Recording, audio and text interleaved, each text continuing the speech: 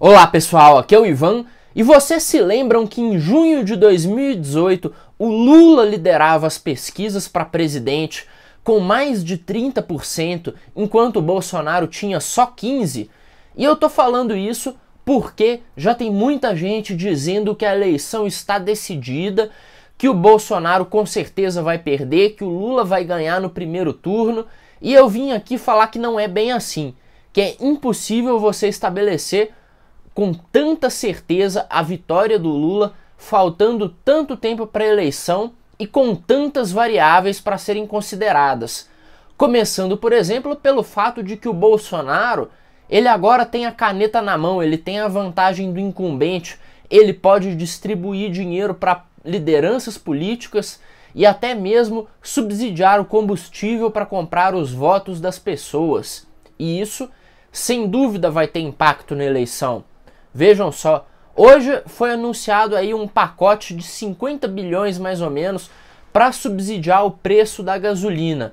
Vai durar 6 meses, ou seja, é o tempo até a eleição, com uma proposta claramente eleitoreira, mas o Bolsonaro vai fazer isso. E isso vai permitir que ele consiga ter uma vantagem que ninguém mais tem no debate eleitoral. Ao contrário de 2018. Em 2018, o Bolsonaro, apesar de estar bem nas pesquisas, ele estava sendo posto de lado do debate político pelo simples fato de que ele não tinha tempo de TV, não tinha meios de ação, lideranças organizadas, não além dos seus militantes. E aí aconteceu aquela facada e ele conseguiu mídia, ele conseguiu se inserir no debate eleitoral. Ele passou a ser a pauta da eleição e conseguiu ganhar do PT. Esse ano não vai ter a facada do Bolsonaro, mas pode acontecer alguma coisa com algum dos outros candidatos. Alguém pode sair da disputa e mudar tudo. Vejam só, em 2018 tinha a Marina Silva, que em junho estava pontuando lá 7, quase 10%, se você contar a margem de erro. Esse ano não tem Marina Silva, tem Ciro Gomes e ele e os seus eleitores estão sendo assediados para que ele retire a candidatura.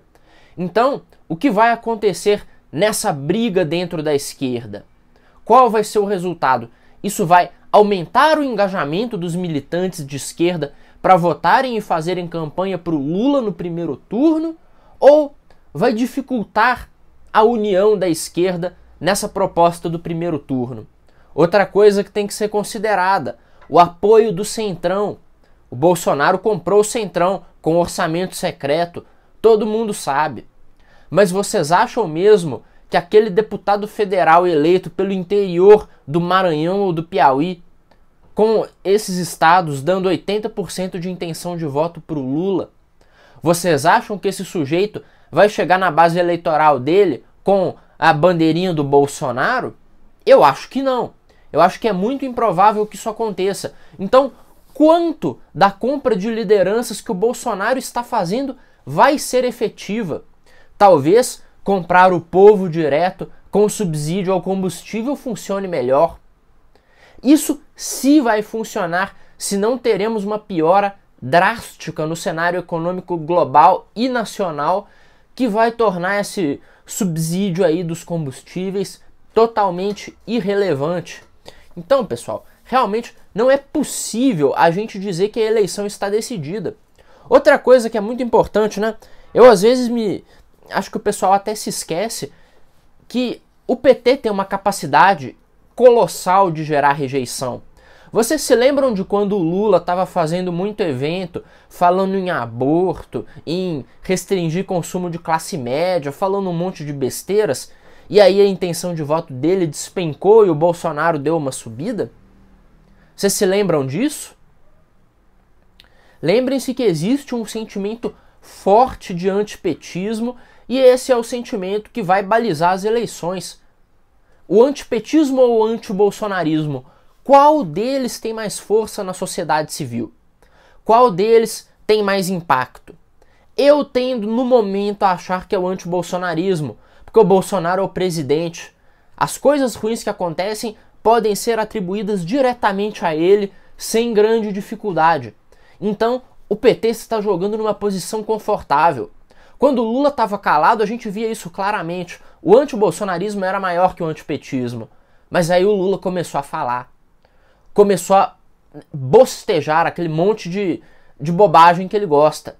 E aí o antipetismo apareceu novamente. A gente viu, isso aí é uma força que ainda existe, né? Nós podemos ver. Essa é uma força que ainda é muito relevante. E o que vai determinar essas eleições é realmente qual dessas forças tem mais intensidade na sociedade. E podemos dizer que tem mais componentes ainda. Se eu ficar aqui, eu posso ficar o dia inteiro falando sobre isso. Mas vamos ver, por exemplo, do lado da esquerda, do lado do PT, tem o Geraldo Alckmin, que trouxe o que realmente de útil, de engajamento e de liderança para o PT. Trouxe o estado de São Paulo? Parece que não. Trouxe grandes lideranças e grandes pensadores para compor o governo Lula? Parece que não. O Alckmin saiu isolado do PSDB. Então não dá para dizer que o Alckmin, com certeza, ele é um trunfo na eleição do Lula. Ele pode ajudar a pegar uma parte da classe média, principalmente aquela parte menos engajada, mais centrista, que se esquece fácil das coisas, vai ver lá o Alckmin com o Lula e vai falar que agora o Lula está moderado. Isso pode sem dúvida virar alguns votos, mas quantos? Essa é a dúvida. Quando foi anunciada a chapa, estava todo mundo falando que ia ser a chapa matadora, que ia esculachar, o Alckmin ia trazer, sei lá, toda a classe média para o lado do Lula, porque as pessoas que não são engajadas com política, que estão querendo viver sua vida, vão enxergar uma chapa de pacificação e blá blá blá. Não aconteceu até agora. Tanto não aconteceu que a rejeição a Lula e a Bolsonaro continua elevadíssima. Tão elevada que sujeitos como Pablo Marçal e André Janones, eles conseguem ter um desempenho interessante na disputa eleitoral. Conseguem pontuar mais do que a fabulosa candidatura da Simone Tebet, né? Conseguem ter mais relevância no debate do que o Bivar. O Bivar, que é um sujeito que ninguém conhece, mas que vai pegar uma quantidade colossal de fundão eleitoral, de mídia, de tempo de TV, para fazer uma campanha flopada. Ou pode acontecer alguma coisa e o Bivar disparar, né? Mas aí a gente já está entrando no campo do esoterismo. Eu estou tratando aqui exatamente do que pode ou não acontecer, de quais são as variáveis possíveis, o que a gente tem no tabuleiro. Tem mais coisa que pode ser relevante? Sem dúvida. Afinal de contas, qual que vai ser o próximo escândalo de corrupção do governo Bolsonaro?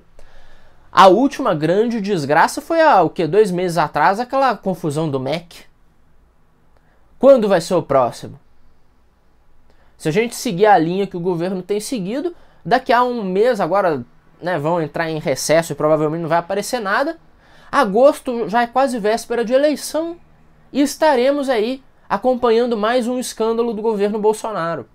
O quanto que ele vai afetar a credibilidade do governo? O quanto que ele vai afetar a intenção de voto das pessoas?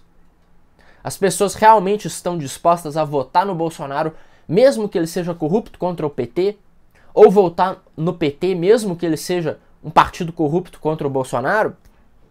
E tão importante quanto isso, essas pessoas estão dispostas a ser multiplicadores de votos? Porque eu conheço um monte de gente que fala que vai votar no Bolsonaro, mas se esconde igual um avestruz, assim, e fala, não, eu vou votar aqui, fala só com um círculo de amigos que vai votar no Bolsonaro, não fala de política, fica na moita, esse cara não vai ser um multiplicador de votos. Então, quantos gados e quantos petistas convictos multiplicadores das suas ideias nefastas vão ter nessa eleição? Eu tenho certeza que vai ser bem menos do que na última. Vai ter bem menos, pelo menos pro lado do Bolsonaro, vai ter bem menos gente fazendo campanha e dizendo que esse cara é a salvação.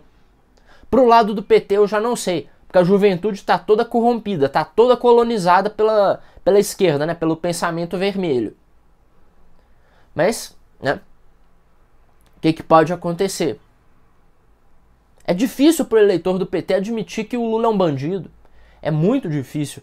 Se o lado do Bolsonaro conseguir trabalhar isso direito, podem desmobilizar muito, podem desmobilizar enormemente a força de militância do PT. Bom, pessoal, era isso que eu queria trazer de análise para vocês desse cenário eleitoral. Espero que vocês tenham gostado do vídeo. Um abraço para todo mundo e não deixem de se inscrever no canal, clicar no sininho, porque me ajuda a produzir mais conteúdo, né? Arrumei aqui um microfone de lapela bonito, ó, até vou encostar nele para vocês ouvirem o barulho. Tem a luz aqui, o tripé, tudo tá bonito aqui no canal. Então se inscrevam, cliquem no joinha e até a próxima.